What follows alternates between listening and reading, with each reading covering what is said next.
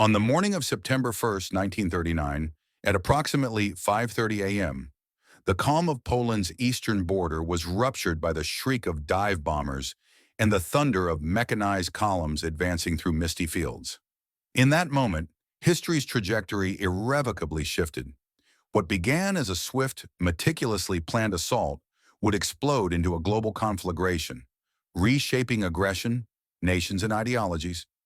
Today we examine the German invasion of Poland, its origins, its brutal execution, and the enduring lessons it offers to a world still grappling with the specter of unbridled. In the years preceding September 1939, Europe had become a cauldron of unresolved grievances and aggressive ambitions. The Treaty of Versailles, signed in 1919, carved new nations but sowed resentment among nations forced to cede territory or accept onerous reparations. Germany, humiliated and economically crippled, found in Adolf Hitler's National Socialist movement a scapegoat for its misfortunes and a promise of renewed strength. By 1938, Hitler had already seized Austria in the Anschluss and dismantled Czechoslovakia through the Munich Agreement, convinced that Britain and France would not risk war to defend smaller states. Meanwhile, Poland watched these developments with both apprehension and hope. Apprehension, because it shared a long border with Germany and had witnessed the rapid, almost bloodless collapse of its neighbors. Hope, because it relied on mutual defense pacts with Britain and France, treaties that, on paper, promised intervention should Germany attack. Yet despite these assurances, Poland's leaders understood their army's limitations. Their air force was a mixed fleet of aging fighters and bombers. Their armies relied on cavalry brigades still clinging to horses. Their industry lacked the scale to replace losses swiftly. In Moscow, Joseph Stalin eyed the turmoil with equal calculation. The Soviet Union had reason to fear both German expansionism and the latent hostility of Western powers. In a move of astonishing realpolitik, Hitler and Stalin signed the Molotov-Ribbentrop Pact on August 23rd. Publicly, it was a non-aggression treaty. Privately, secret protocols carved Eastern Europe into spheres of influence. Poland, sandwiched between these two authoritarian giants, found itself marked for partition before a single shot was fired. Propaganda and deception would pave the road to open warfare. On the night of August 31st, SS operatives arrived at the Gliwice radio station near the Polish border. Their mission was to stage an attack, leave behind bodies dressed in Polish uniforms, and broadcast incendiary messages accusing Poland of aggression. This false flag operation, codenamed Operation Himmler, was brief and surgical, but its psychological impact was enormous. The next morning, Germany's state media thundered claims that Polish saboteurs had assaulted German sovereignty, demanding immediate retribution.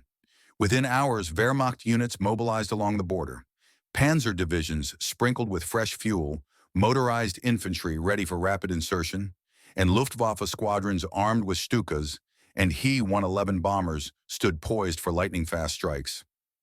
The narrative of defensive necessity, one more lie in a long list, provided Hitler the veneer of legitimacy he so desperately craved on the world stage. At 5:30 a.m. on September 1st, Blitzkrieg, lightning war, was more than doctrine. It was reality.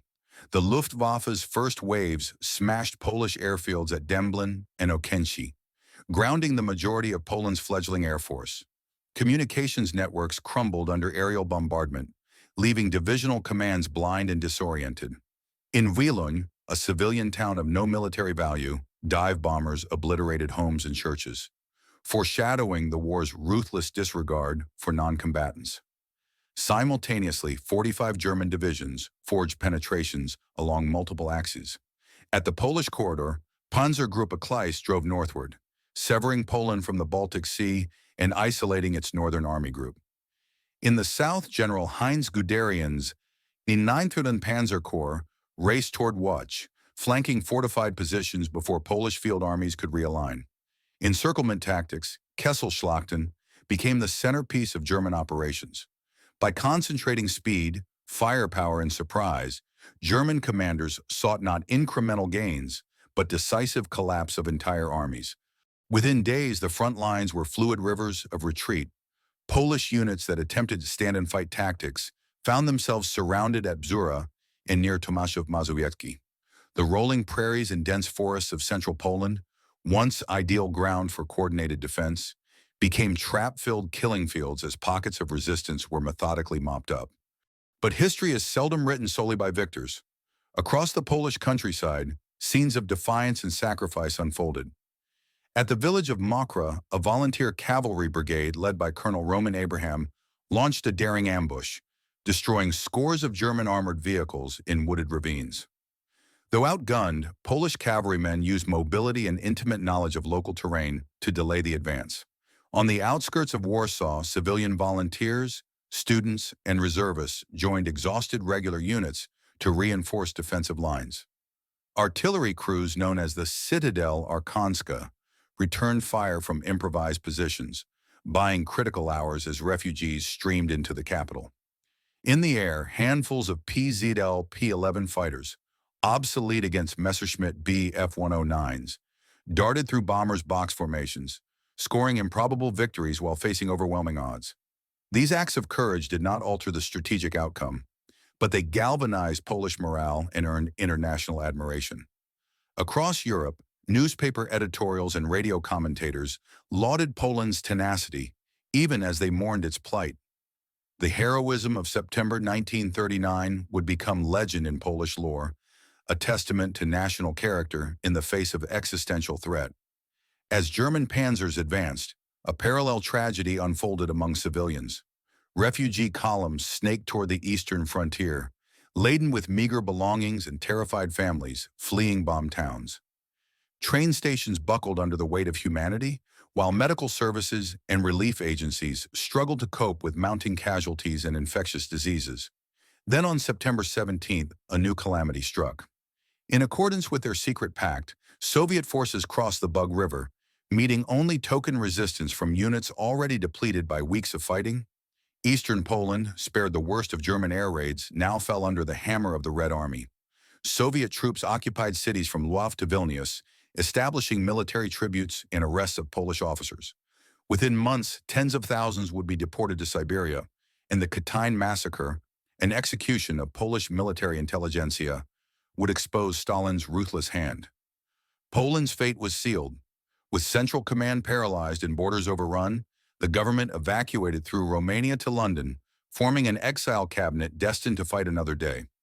The refugees left behind, Jewish and non-Jewish alike, faced an uncertain future under two brutal regimes. Back in Western Europe, Britain and France fulfilled their obligations by declaring war on Germany on September 3rd.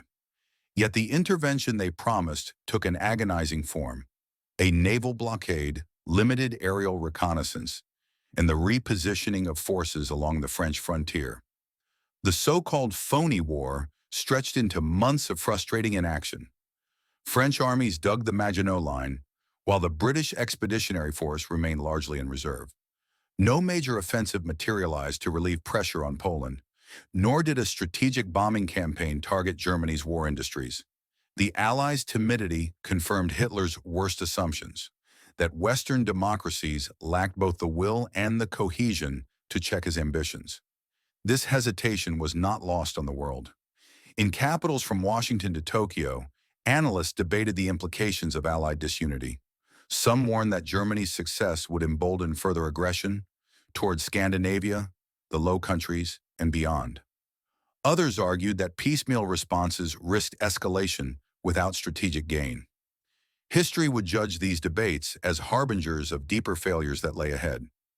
The German invasion of Poland was not merely an opening act of World War II, it was an example of modern war's lethal combination of technology, ideology, and state policy. Blitzkrieg showcased the power of air and ground tactics. Propaganda campaigns revealed how truth can be weaponized. The swift partition of a sovereign nation underscored the fragility of international guarantees when confronted by ruthless opportunism. Yet beyond its military innovations, the 1939 campaign laid bare moral imperatives that resonate to this day. It teaches us that appeasement emboldens aggressors, that alliances require more than lip service, and that civilian populations suffer first and worst when governments choose force over diplomacy. In our own time, marked by new flashpoints and shifting power dynamics, These lessons demand our attention. Emerging technologies, from drones to cyber warfare, promise speed and stealth reminiscent of Blitzkrieg's shock and awe. Authoritarian regimes continue to probe weaknesses in international order. The choice before us is stark: to heed the warnings of history or to risk repeating its darkest chapters. 86 years have passed since the fields of Poland ran red with blood and oil. Yet the questions posed by that fateful September morning remain pressing. Will we recognize aggression in its infancy? Will we honor our commitments to defend the vulnerable? And above all, will we cultivate the resolve to stand firm against the forces that would trample freedom beneath the wheels of war? History has spoken. The test now belongs to us. If this story struck a chord with you, make sure to subscribe for more in-depth explorations of history. Share your thoughts in the comments below and help us keep the lessons of the past alive by being part of the conversation.